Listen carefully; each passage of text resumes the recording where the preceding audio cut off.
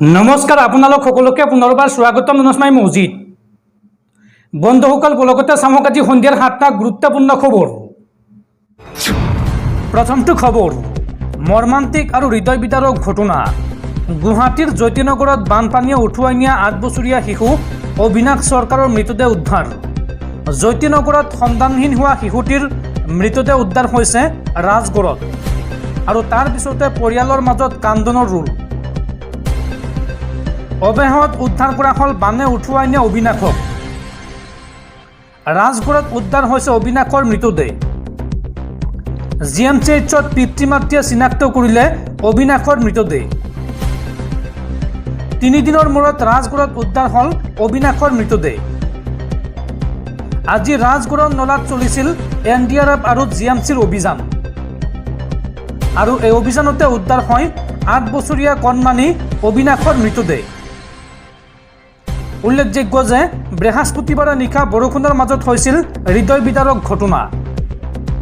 পিতৃৰ সৈতে স্কুটিৰে গৈ থাকোঁতে জ্যোতিনগৰত শিশুটি উঠি গৈছিল বানত আৰু বহুত বিচৰাৰ অন্তত অব্যাহত আজি পুৱাৰ ভাগত ৰাজগড়ত উদ্ধাৰ হৈছে শিশুটিৰ মৃতদেহ।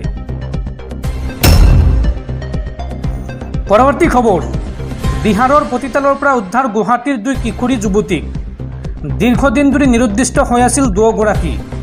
গুৱাহাটীৰ পৰা নি বিহাৰৰ পতিতালত কৰা হৈছিল বিক্ৰী।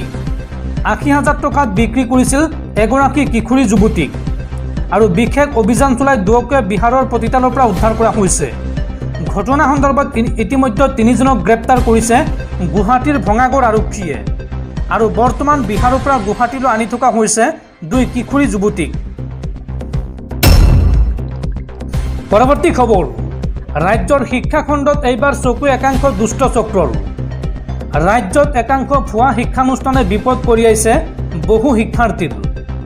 নাম পঞ্জীয়নৰ সময়ত সেৱাই উদ্ধাৰ কৰিছে বহু চাঞ্চল্যকৰ তথ্য আৰু এতিয়াৰ পৰা আন বিদ্যালয়ৰ শিক্ষাৰ্থীৰ নাম পঞ্জীয়ন নকৰিবলৈ সকলো বিদ্যালয়ৰ মুৰব্বীক নিৰ্দেশ দিছে মাধ্যমিক শিক্ষা সঞ্চালকে। দৰ্শকসকল আৰু বহুতো গুৰুত্বপূৰ্ণ খবৰ আছে। তাৰ আগতে আপোনাক জনাওঁ যে যদি আপুনি এতিয়ালৈকে এইটো ভিডিঅ'ত লাইক কৰা নাই তেন্তে এতিয়াই ভিডিঅ'টোত লাইক কৰি দিয়ক আৰু এনেকুৱা ধৰণৰ ভিডিঅ'সমূহ নিতৌ চাবলৈ চেনেলটো ছাবস্ক্ৰাইব কৰি কাষত থকা বেল আইকনটো প্ৰেছ কৰি ৰাখক। পৰৱৰ্তী খবৰ আজিৰে পৰা মহাপ্ৰভু জগন্নাথৰ ৰথ যাত্ৰা আৰু ৰাষ্ট্ৰপতি দ্ৰৌপদী মুৰ্মুৱে সোমবাৰে টানিব ৰথ। সমগ্ৰ দেশত পালন কৰা হ'ব ৰথ যাত্ৰা উৎসৱ। আজিৰে পৰা আৰম্ভ হৈছে উৰিষ্যাৰ পুৰীৰ ৰথ যাত্ৰা। পুৰীৰ ঐতিহাসিক জগন্নাথ মন্দিৰৰ পৰা শ্ৰীকৃষ্ণ বলৰাম আৰু সুভদ্ৰাৰ প্ৰতিমূৰ্তি 3খন বিশাল ৰথত বহুৱাই গুণ্ডিচা মন্দিৰলৈ নিয়া হ'ব। বিশ্বাস অনুসৰি গুণ্ডিচা মন্দিৰত কৃষ্ণৰ মাহীয়েকৰ ঘৰ আৰু ইয়াত কিছু সময় জিৰণি লোৱাৰ পিছত তিনিও পুনৰ জগন্নাথ মন্দিৰলৈ উভতি আহে। আজিৰে পৰা আৰম্ভ হোৱা এই ঐতিহাসিক ৰথ যাত্ৰাত অংশগ্ৰহণ কৰিব দেশৰ ৰাষ্ট্ৰপতি দ্ৰৌপদী মুৰ্মুৱে। সেই অনুসৰিয়েই 4দিনীয়া ভ্ৰমণসূচীৰে ইতিমধ্যে উৰিষ্যাত উপস্থিত হৈছে দেশৰ ৰাষ্ট্ৰপতি দ্ৰৌপদী মুৰ্মু। উল্লেখযোগ্য যে ৰাষ্ট্ৰপতি হোৱাৰ পূৰ্বে সাধাৰণ ভক্তৰ দৰেই দ্ৰৌপদী মুৰ্মুৱে বহুকেইবাৰ এই ৰথ যাত্ৰাত অংশগ্ৰহণ কৰিছে। সাধাৰণ ভক্তৰ দৰেই তেওঁ শ্ৰীমন্দিৰৰ দক্ষিণ দুৱাৰৰ ওচৰৰ ৰাণীঘৰ মঠত বাস কৰিছিল। জানিব পৰা মতে 8 জুলাই সোমবাৰে ৰাষ্ট্ৰপতি দ্ৰৌপদী মুৰ্মুৱে মহাপ্ৰভু জগন্নাথৰ ৰথ যাত্ৰাৰ ৰথ টানিব। মন কৰিবলগীয়া যে প্ৰতি বছৰে পুৰীৰ ৰথ যাত্ৰাত লাখ লাখ ভক্তৰ সমাগম হয়। কেৱল পুৰীতেই নহয়, এই সময়ছোৱাত সমগ্ৰ ভাৰততে পুৰীৰ ৰথ যাত্ৰাৰ সমান্তৰালকৈ ৰথ যাত্ৰা উৎসৱ অনুষ্ঠিত হয়। পৰৱৰ্তী খবৰ অসমৰ বানপানীক লৈ ডাঙৰ মন্তব্য কেন্দ্ৰীয় গৃহমন্ত্ৰী অমিত শ্বাহৰ।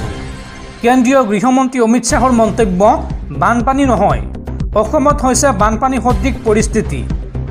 কেন্দ্ৰীয় গৃহমন্ত্ৰী অমিত শ্বাহে নিজৰ এক্স হেণ্ডেলত লিখিলে এই কথা। অসম আৰু অসমৰ বানপীড়িতক লৈ কেন্দ্ৰীয় গৃহমন্ত্ৰী অমিত শ্বাহৰ চৰম উপহাস। পৰৱৰ্তী খবৰ দেশত পুনৰ ভয়ংকৰ গুলীয়াগুলী। সন্ত্ৰাসজৰ্জৰ জম্মু কাশ্মীৰত পুনৰ ভাৰতীয় নিৰাপত্তাৰক্ষীৰ সৈতে সন্ত্ৰাসবাদীৰ ভয়ংকৰ সংঘৰ্ষ আৰু এই সংঘৰ্ষত ভাৰতীয় নিৰাপত্তাৰক্ষীয়ে গুলীয়াই হত্যা কৰিছে 4টাকৈ দুৰ্ধৰ্ষ সন্ত্ৰাসবাদীক আৰু লগতে এই ঘটনাত শ্বহীদ হৈছে 2গৰাকী সেনা জোৱান। পুনৰ সেনা সন্ত্ৰাসবাদীৰ মুখামুখি সংঘৰ্ষত কঁপি উঠিছে কাশ্মীৰ উপত্যকা। জম্মু কাশ্মীৰৰ কুলগাম জিলাত ভাৰতীয় নিৰাপত্তা বাহিনীয়ে এক বৃহৎ অভিযান চলায়। উপত্যকাৰ পৰা সন্ত্ৰাসবাদ নিৰ্মূল কৰাৰ প্ৰতিশ্ৰুতি দিয়া ভাৰতীয় সেনাই স্থানীয় আৰক্ষীৰ লগতে তথ্যৰ ভিত্তিত ব্যৱস্থা গ্ৰহণ কৰিছে। জানিব পৰা মতে এই মুখামুখি সংঘৰ্ষ কুলগামৰ দুটা স্থানত সংঘটিত হৈছিল, য'ত সেনাই যথেষ্ট সফলতা লাভ কৰিছে। এই এনকাউণ্টাৰত সেনাই 4জন সন্ত্ৰাসবাদীক গুলীয়াই হত্যা কৰে যদিও দেশমাতৃক ৰক্ষা কৰাৰ সময়ত সন্ত্ৰাসবাদীৰ হাতত 2জন সেনা জোৱান শ্বহীদ হোৱাৰ খবৰ পোৱা গৈছে। ইফালে এই ঘটনাৰ কেইঘণ্টামানৰ পাছতো দেওবাৰে পুৱাৰ পৰা সেনাবাহিনী আক্ৰমণাত্মক ৰূপত আছে। কুলগামত পুৱাই আৰম্ভ হয় নিৰাপত্তাৰক্ষীৰ তালাচী অভিযান। কুলগামৰ ফিচাল চেনিগাম অঞ্চল ঘেৰি লোৱা আৰু তালাচী অভিযান আৰম্ভ হোৱাৰ প্ৰায় সন্ত্ৰাসবাদীৰ সৈতে মুখামুখি সংঘৰ্ষ হোৱা বুলি বিষয়াসকলে জনায়। তেওঁ কয় যে এই এনকাউণ্টাৰত এতিয়ালৈকে 4জন সন্ত্ৰাসবাদীৰ মৃত্যু হৈছে। ঘটনাস্থলীৰ ড্ৰোন ফুটেজত 4টা মৃতদেহ মাটিত পৰি থকা দেখা গৈছে যদিও বিষয়াসকলে গুলীচালনা অব্যাহত থকাৰ কথা জনায়। ইতিমধ্যে কাশ্মীৰৰ IG VK সিঙে সেই স্থান পৰিদৰ্শন কৰিছে। এই অভিযান অব্যাহত থাকিব বুলি সেনাই জানিবলৈ দিয়ে।